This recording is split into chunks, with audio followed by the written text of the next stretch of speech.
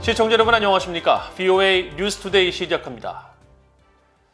북한 정권이 지난 주말 단거리 미사일을 발사했다고 미국의 주요 언론들이 보도한 가운데 바이든 정부 고위 관계자가 지난 주말 북한의 군사적 움직임을 인지하고 있다고 23일 밝혔습니다. 이 관계자는 이날 기자들에게 구체적인 무기 유형을 밝힐 수는 없지만 단거리 시스템이며 유엔 안보리 결의 위반은 아니라고 설명했습니다. 또 북한의 이런 군사적 움직임이 미북 간 외교적 기회의 문을 닫을 것으로 평가하지는 않는다고 말했습니다. 앞서 워싱턴 포스트 신문과 NBC, 로이터 등 주요 언론들은 23일 복수의 정부 관계자를 인용해 북한 정권이 지난 주말 단거리 미사일을 여러 발 시험 발사했다고 보도했습니다. 언론들은 이번 미사일 발사가 바이든 행정부의 거듭된 마크 외교 제의를 북한 당국이 거부한 데 이어 나온 것이라고 지적했습니다. 북한 비핵화를 위해서는 제재 외교와 함께 강력한 군사 태세가 필요하다고 존 아퀼리노 미 인도태평양 사령관이 강조했습니다. 미한 안보 협력과 관련해서는 한국이 경제적 지위와 국제 영향력에 걸맞은 역할을 확대하도록 미국이 권장해야 한다고 밝혔습니다. 이조훈 기자가 보도합니다.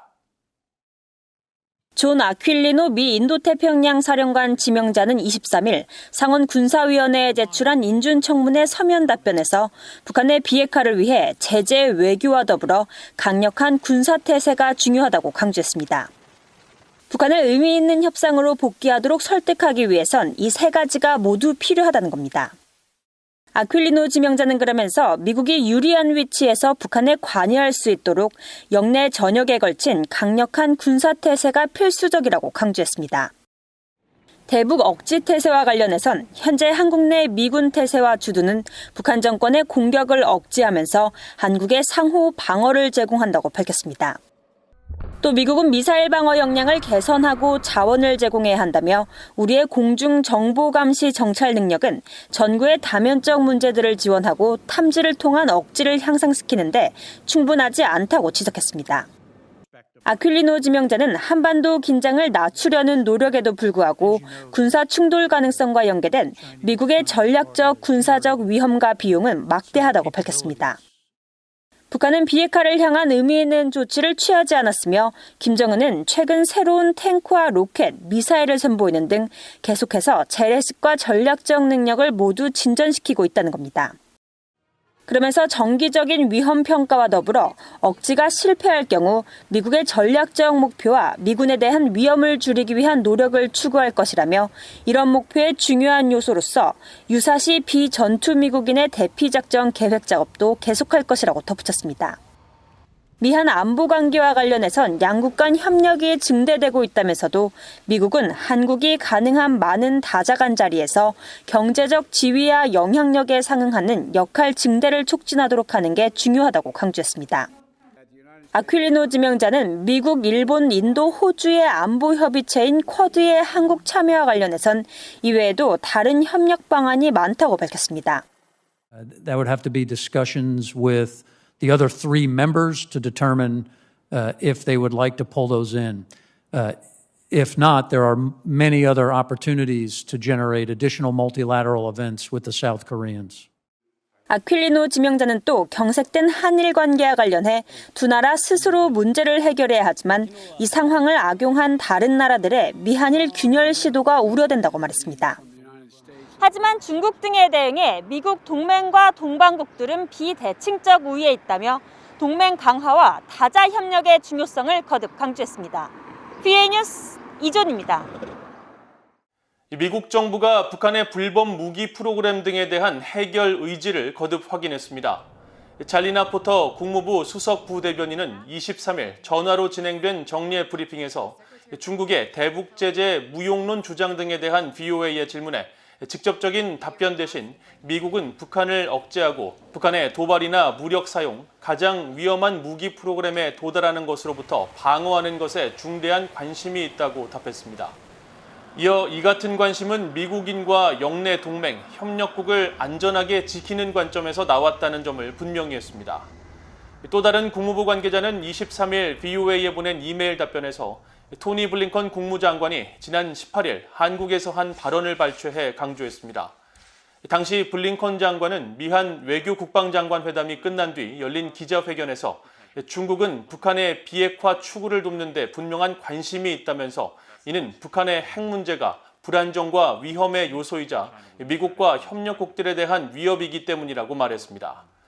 앞서 화춘잉 중국 외교부 대변인은 현지 시간으로 23일 정례 브리핑에서 대북 제재 완화를 촉구하고 북한에 대한 제재와 압박은 어떤 문제도 풀지 못할 것이라고 말한 바 있습니다. 유엔 인권이사회가 23일 북한의 인권 상황을 규탄하는 결의안을 다시 채택했습니다. 3년 만에 유엔 인권이사회에 복귀한 미국을 포함해 50개국이 공동 제안국으로 참여했지만 한국은 3년 연속 빠졌습니다. 김영교 기자가 보도합니다. 유엔 인권이사회가 23일 스위스 제네바에서 열린 46차 회의에서 북한의 인권 상황을 규탄하는 북한 인권 결의안을 채택했습니다. 결의안은 북한에서 오랫동안 자행되고 있는 조직적이고 광범위하며 중대한 인권 유린을 가장 강력하게 규탄한다고 밝혔습니다.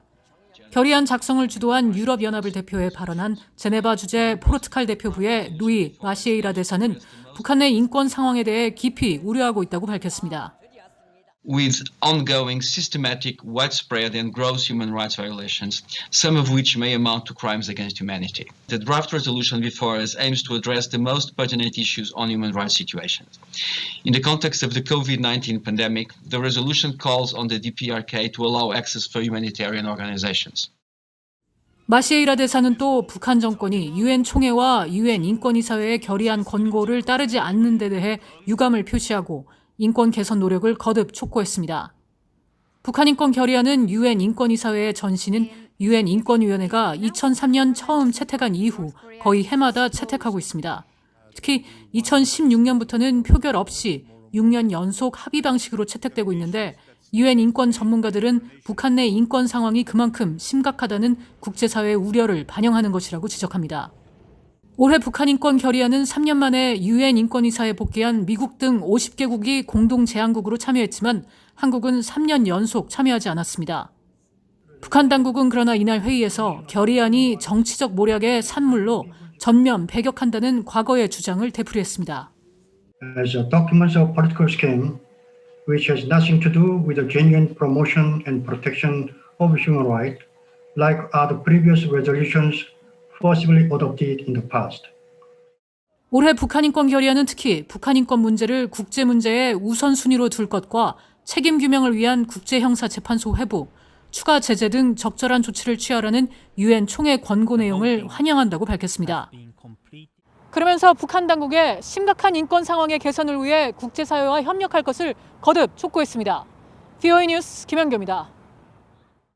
미국 국민 대다수는 북한의 핵 개발을 미국 국가 이익에 대한 중대한 위협으로 인식하고 있는 것으로 나타났습니다. 미국의 여론조사 전문기관인 갤럽이 지난 22일 발표한 여론조사 결과에 따르면 앞으로 10년간 미국의 잠재적 위협이 될 만한 항목 11개 가운데 북한 핵 개발을 중대한 위협으로 꼽은 응답자가 77%에 달해 82%의 응답률을 보인 사이버 테러리즘에 이어 두 번째로 높은 수치를 기록했습니다. 모하메드 유니스 갤럽 편집장은 23일 VOA에 북한의 핵 개발을 중대한 위협이라고 꼽은 응답은 초당적으로 나타났다면서 이는 앞선 민주당과 공화당 출신의 대통령들이 국내적으로 북한의 핵 위협에 대한 메시지를 반복적으로 전달했기 때문이라고 설명했습니다. 한편 전 세계적 전염병을 미국의 국가 이익에 중대한 위협이라고 꼽은 응답자는 72%였고 날로 격해지고 있는 미중 갈등 속에서 중국의 경제력을 중대한 위협이라고 답한 응답자는 63%로 나타났습니다. 이번 여론조사는 지난달 3일부터 18일까지 성인 미국인 1,021명을 대상으로 진행됐습니다. 돈 세탁 혐의 등으로 미국에 인도된 북한 국적자 문철명에게 국선 변호인이 선임된 것으로 확인됐습니다. VOA가 미국 법원 기록 시스템을 확인한 결과 워싱턴 DC에서 활동하는 미셸 피터슨 변호사가 지난 22일 문철명의 국선 변호인으로 공식 선임된 것으로 나타났습니다. 이와 관련해 피터슨 변호사는 23일 VOA와의 전화통화에서 언급할 게 없다며 말을 아꼈습니다. 이런 가운데 문철명에 대한 연방 대배심 기소장에는 돈 세탁 1건과 돈 세탁 공모 5건 등 총 6개의 혐의가 적시된 것으로 나타났습니다. 미국 연방법은 돈 세탁 관련 혐의에 대해 최대 징역 20년에 처할 수 있도록 하고 있어 산술적으로 문철명은 6개 혐의에 대해 최대 120년의 징역형이 선고될 수 있습니다. 기소장은 또 별도로 문철명의 돈 세탁에 연루된 자금과 자산 등에 대해 몰수를 희망한다는 내용도 담고 있어 재판부가 이를 승인할지 여부도 주목됩니다. 이상으로 VOA 뉴스투데이를 모두 마칩니다. 시청해주신 여러분 고맙습니다.